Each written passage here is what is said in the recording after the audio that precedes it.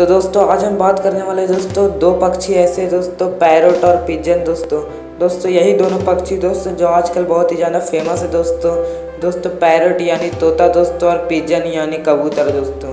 तो क्या लगता है दोस्तों, दोनों में से कौन सा पक्षी आपको अच्छा लगता होगा दोस्तों, तोता या कबूतर? कौन सा अच्छा है दोस्तों, पैरोट या पिजन? तो अगर आपको जानना है दोस्तों तो मैं आपको इनके बारे में थोड़ा सा कंपैरिजन करके बता देता हूँ दोस्तों। तो दोस्तों पैरोट एक क्रिश्चियन पक्षी दोस्तों, इंग्लिश से बिलोंग करता है। और वही देखा जाए पिजन को, तो पिजन एक इस्लामी पक्षी दोस्तों, और पिजन यानी कबूतर इस्लामी पक्षी दोस्तों मस्जिदों के मीनार पर आपको दिख जाएगा दोस्तों। और तोतों की कई सारी प्रजातियाँ पाई जाती है दोस्तों। तो मेरे ख्याल से दोस्तों दोनों की जगह अपने अपने जगह पर ठीक है दोस्तों, दोनों पक्षी। मगर तोता थोड़ा हाई लेवल का हो जाता है दोस्तों, और तोता को ज़्यादा लोग पसंद भी करते हैं दोस्तों। और कहना चाहते दोस्तों तोता बोलता भी है दोस्तों, इसके लिए एक प्लस पॉइंट तोते की तरफ जाता है दोस्तों।